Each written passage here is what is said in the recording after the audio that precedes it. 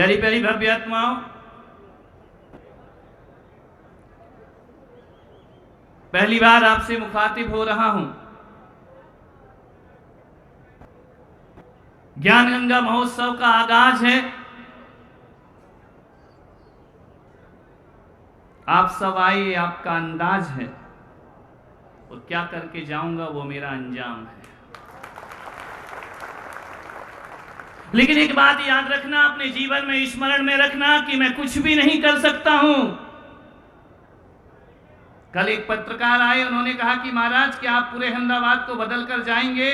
मैंने कहा ये झूठा दंभ मैं नहीं रखा करता हूं, ध्यान रखना, झूठी बातें मैं नहीं किया करता हूं कि पूरे अहमदाबाद को बदल करके जाऊंगा। एक बात याद रखना अहमदाबाद वालों, यदि तुम ही बदलने को जब तक तैयार नहीं होगे तो पुलक सागर तो क्या स्वयं महावीर भी तुम्हें नहीं बदल सकते हैं, स्वयं ऋषभदेव भी तुम्हें नहीं बदल पाएंगे, राम नहीं बदल पाएंगे, कृष्ण नहीं बदल पाएंगे।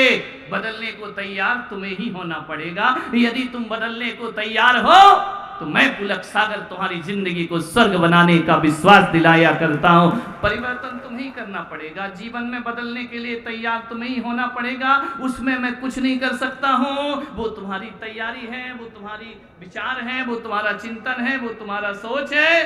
बदलना तुम्हें ही पड़ेगा। एक व्यक्ति आए, ज्ञान गंगा महोत्सव क्या है? इनका इसकी परिभाषा तो मैं भी आज तक नहीं बना पाया कि क्या है, बस है तो है। लेकिन एक बात ध्यान रखना, एक गंगा वह जो हिमालय से निकला करती है और गंगा सागर में जाकर समाहित हो जाया करती है।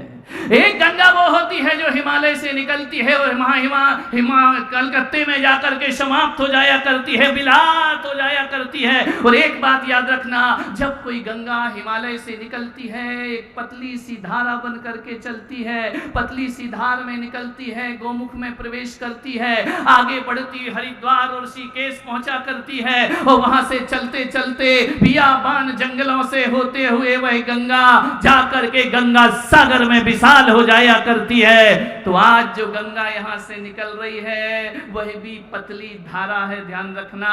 एक बात याद रखना, मैं तुम्हें विश्वास दिलाता हूं ऋषभ जी, पंडाल बढ़ाते जाना, गंगा चौड़ी होते चली जाएगी। बस एक ही निवेदन है कि जो गंगा आकाश से निकलती है उस गंगा को पीने में मजा आता है, और जो गंगा संत मुख से निकलती है उसे जीने में मजा आता है। पीना नहीं है, जीना है, ध्यान रखना। वैसे भी गुजरात में पीना मना है, पी मत लेना। जाम पर जाम पीने से क्या फायदा, रात चढ़ेगी सुबह उतर जाएगी। अरे महावीर की वाणी का प्याला पी ले, तेरी जिंदगी संवर जाए। इस ज्ञान गंगा को जीने का प्रयास करिए, डुबकी लगाने का प्रयास करिए। ये गंगा वो है, एक गंगा वह है जो हिमालय से निकलती है, उसमें इंसान नहाता है तो लोग कहते हैं कि दुनिया पापों से मुक्त हो जाया करती है। लेकिन मैं पुलक सागर कहता हूं कि उस गंगा में नहाने से पाप से मुक्ति मिले या ना मिले, यदि सच्चाई से इस ज्ञान की गंगा में, इस महावीर की गंगा में नहा लिया, इस गौतम की गंगा में नहा लिया, इस ऋषभदेव की गंगा में नहा लिया, तो ये गंगा वो गंगा है कि इसमें कौआ नहाए तो हंस बन जाता है, और हंस नहाए तो परमहंस बन जाता है। ध्यान रखना, परमहंस बन करके यहां से जाना मान्यता। कभी गंगा किनारे गए हो? कभी ऋषिकेश के घाट देखे? कभी हरिद्वार के घाट देखे? मैं गया हूं, हर की पैड़ी पर प्रवचन हुआ है, और ऋषिकेश के त्रिवेणी घाट पर संतों के बीच हमारा प्रवचन हुआ है। ध्यान रखना, इतना सुंदर वातावरण है वहां का, स्वर्ग लगता है। गंगा बह रही है। मैंने क्या देखा कि गंगा किनारे एक आदमी खड़ा है और ये कह रहा है, गंगा मुझे प्यास लगी है, तू मेरे मुख में प्रवेश कर। सुबह से खड़ा, शाम हो गई, गंगा प्रवेश नहीं किया करती है। ना हो विश्वास तो गंगा तो छोड़ो, साबरमती में ट्राई करना कि मेरे मुख में प्रवेश कर जा, कोई नदी तुम्हारे मुख में प्रवेश नहीं करेगी, ध्यान रखना। गंगा का काम लोगों की प्यास बुझाना नहीं है, गंगा का काम गंगा सागर में जाकर विराट हो जाना है। लेकिन ये बात सच है कि यदि गंगा ये लक्ष्य बना ले कि लोगों की प्यास बुझाना है, तो गंगा फिर सागर से नहीं मिलेगी, वो घर घर में जाकर बट जाएगी। हर घर में कोई प्यासा बैठा हुआ है। गंगा का काम केवल गंगा सागर बनना है, तो मुझ पुलक सागर का काम भी तुम्हारी प्यास बुझाना नहीं है। मेरा काम भी परमात्मा के सागर में जाकर विलीन हो जाना मेरा काम है, वह मेरा लक्ष्य है, वह मेरा उद्देश्य है। लेकिन एक बात आपको जरूर कहता हूं कि जो गंगा के किनारे कोई प्यासा पहुंचता है और जाकर के यदि गंगा के तट पर खड़ा होकर कहे कि गंगा मुख में प्रवेश कर, तो कोई गंगा मुख में प्रवेश करने वाली नहीं है। गंगा किसकी प्यास बुझाती है मालूम है? जो बैठता है गंगा के घाट पर, घुटने टेकता है, अपनी अंजलि को बनाता है और गंगा के जल का आचमन किया करता है, गंगा उसकी प्यास बुझाया करती है। वरना गंगा से प्रार्थना करते रहोगे, गंगा कल कल कल कल कल कल कहते आगे बढ़ जाएगी। मैं आपसे निवेदन कर रहा हूं, आज पहला दिन है, आपको समझा रहा हूं, बता रहा हूं, कुछ हिदायतें दे रहा हूं। हिदायत इतनी है कि पीना तुम्हें ही पड़ेगा, अंजलि तुम्हें ही बनाना पड़ेगा, प्यासे तुम हो, कंठों को तृप्त तुम्हें ही करना पड़ेगा। मैं तुम्हारे मुख में प्रवेश नहीं कर सकता। एक सूरज आकाश में आता है, वह अमीर हो, गरीब हो, जैन हो, हिंदू हो, मुसलमान हो, ईसाई हो, क्रिश्चियन हो, सिख हो, कभी किसी सूरज ने यह नहीं कहा कि जो मुझे अर्घ चढ़ाएंगे मैं उनके घर को रोशन करूंगा। नहीं, जो सूरज को गालियां भी देते हैं ना, तो भी सूरज उनके आंगन को रोशन कर दिया करता है, प्रकाश से भर दिया करता है। सूरज कभी नहीं कहता है कि मैं किसके घर को रोशनी दूंगा। सूरज का काम तो आना है और हर व्यक्ति के घर को रोशन करना है। लेकिन एक बात याद रखना है अहमदाबाद वालों, सूरज आएगा तुम्हारे दरवाजे भी, तुम्हारे घर भी, लेकिन एक बात आपको याद रखना है, सुबह से शाम सूरज तुम्हारे घर के आंगन में दस्तक देगा। वो कहेगा दरवाजा खोलो, जो दरवाजे खोल लेंगे ना उनके घर रोशन हो जाएंगे, और जो दरवाजे बंद रखते हैं ना, सूरज शाम तक अपने प्रकाश को फैलाता है, शाम को अपनी किरणों को समेटता है और अस्ताचल की ओर चला जाता है। ध्यान रखना, सूरज धक्के मार के तुम्हारे दरवाजों में प्रवेश नहीं किया करता है। तो मैं पुलक सागर भी कह रहा हूं कि ज्ञान गंगा में यदि आना है तो अपने हृदय के दीवारों दरवाजों को खोल करके आना। यदि खोल करके आए तो मैं प्रकाश से तुम्हारा जीवन रोशन कर दूंगा, और दरवाजे बंद रखे, जैसे आए वैसे ही चले गए, तो एक दिन वो आएगा कि मैं भी अपना प्रकाश समेटूंगा और राजस्थान की ओर प्रस्थान कर जाऊंगा। अब राहत मिली चंदू जी? तो ये गड़बड़ की चौमासन नहीं होगा, ऐसा नहीं है, अभी नहीं होगा, क्योंकि अभी मैं आया हूं, अगली बार तुम लाना। क्योंकि मैं ऐसा व्यक्ति नहीं हूं कि पहली बार में दहेज मांग लूं। अभी तो देखा देखी चल रही है, दहेज तो बाद में देखेंगे। और जिसकी तुम्हारे जैसे अमीर ससुरालों से दहेज मांगने की कोई जरूरत नहीं पड़ा।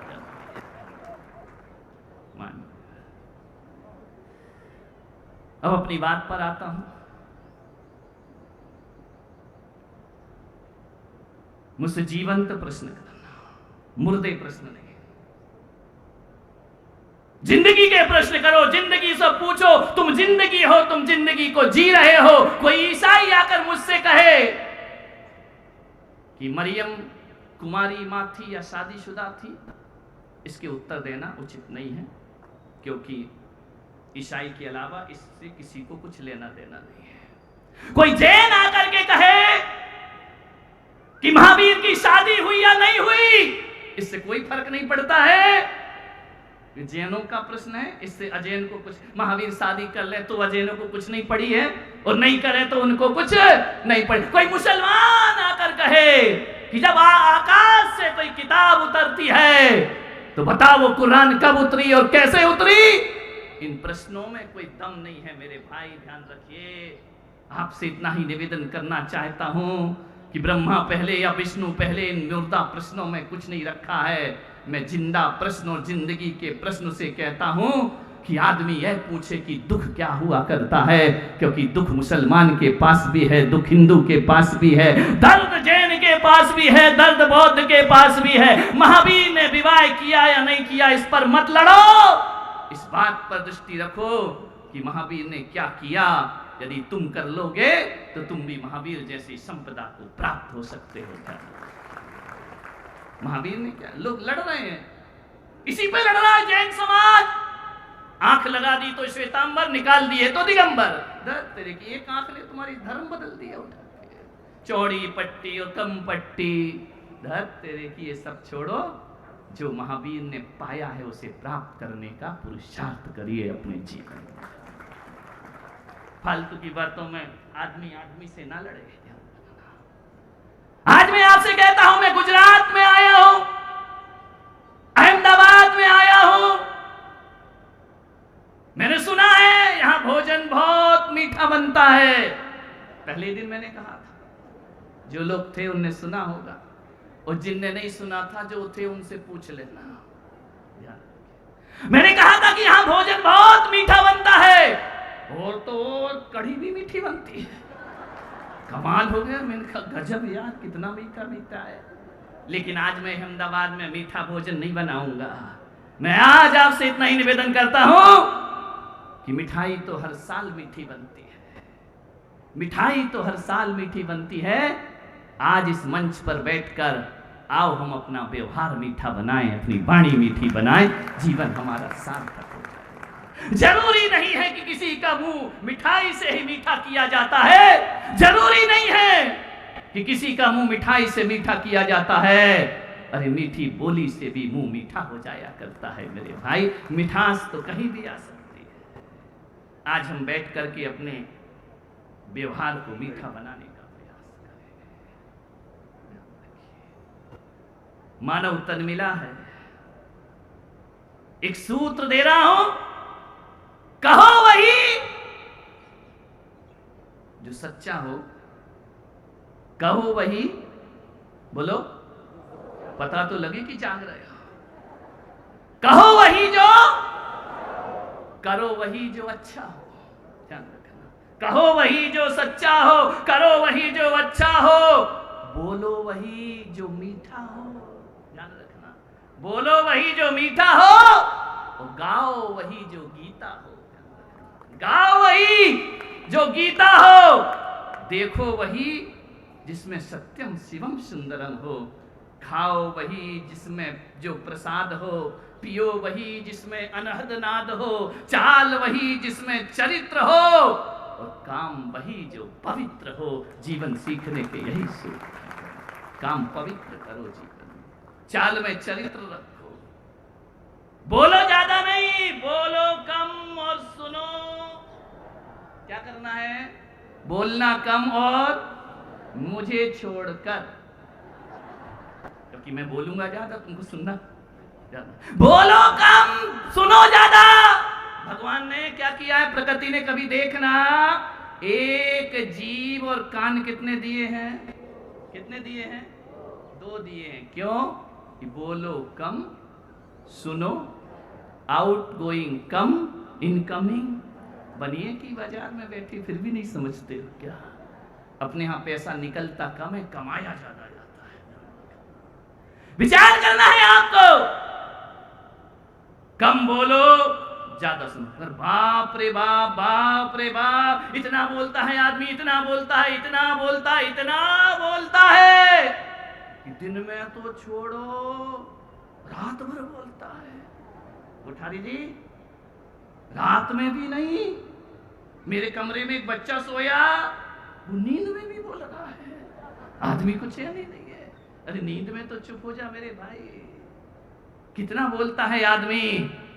एक बात ध्यान रखना, सोते सोते भी आदमी बड़बड़ बड़बड़ करते रहता है, उसके जीवन में शांति नहीं है। ध्यान रखिए, आपसे निवेदन है, एक ही बात है, एक ही सूत्र याद रखना है।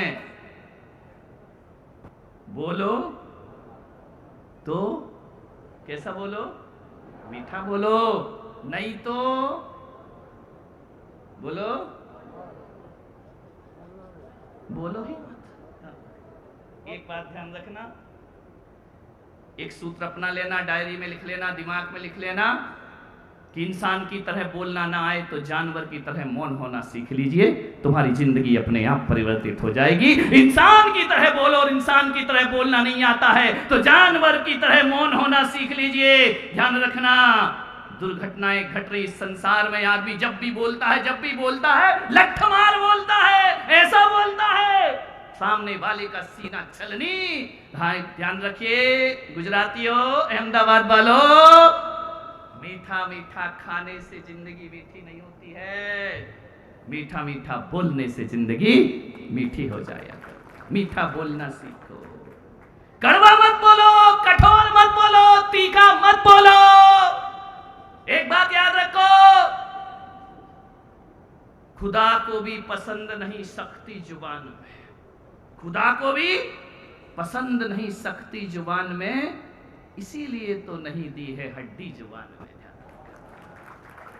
सख्ती मत रखिए, अच्छे से बोलो, प्रेम। मैं कितने प्रेम से बोलता हूं, मैं बोल भी देता हूं, तुम हंस भी लेते हो और हो भी जाता है काम। ध्यान रखना, प्रेम से बोलो। ये हजारों की जनमेदनी जो यहाँ पर आज उपस्थित हुई है ना, जो पैर रखने की यहाँ जगह नहीं है, मैंने कोई सोना चांदी थोड़ी देने वाला हूँ, मैं रुपया पासे थोड़ी देने वाला हूँ, मैं तुम्हें कोई मकान देने वाला नहीं हूँ, मैं तो तुम्हें कुछ भी देने वाला नहीं हूँ। लेकिन फिर भी ये लोग यदि यहाँ पर खिंचे चले आए हैं तो ध्यान रखना, पुलक सागर इनका रिश्तेदार नहीं है, पुलक सागर इनके कोई खानदान का नहीं है, कोई कर्जदार नहीं है तुम्हारा। लेकिन तुम यहाँ पर यदि आए हो तो केवल मीठी वाणी सुनने के लिए यहाँ पर दूर दूर से चलकर आए हो। कौन कहता है कि भोजन से पब्लिक आती है? मेरे को चंदू जी बोले आज दिन भोजन, उनका तुम भोजन ही रख लो, मैं मंदिर में भजन करूंगा बैठ के। पुलक सागर की सभा में भोजन की जरूरत नहीं, यहाँ तो परमात्मा का भजन करने लोग आया करते हैं। भोजन का क्या करेंगे, रोज ही तो मिल रहा है और कितना खाओगे मेरे भाई, घर में भी बन रहा है, यहाँ भी बन रहा है, कितना भोजन करोगे? आओ बैठकर भगवान का भजन कर लो, जिंदगी सार्थक हो जाएगी। बोले इतने दूर से आते हैं कैसे एडजस्ट करेंगे? मैंने कहा जैसे मैं तुम में एडजस्ट कर रहा हूं ऐसे तुम मुझ में एडजस्ट कर लेना, इससे परेशानी क्या है? ज्यादा जुबान मत चलाओ, ज्यादा जुबान चलाओगे तो कोई जुबान काटने वाला भी इस धरती पर मौजूद बैठा है। आपसे ही कहूंगा, इस जुबान है ना बड़ी चालाक है, बड़ी चतुर है, लीलावती, बहुत लीला करती है। ध्यान रखना, खाती तो मीठा मीठा है और बोलती, बोलो ये तो सही बोल दो मेरे भाई, खाती मीठा मीठा है, बोलती बड़ा तीखा तीखा है। ध्यान रखिए,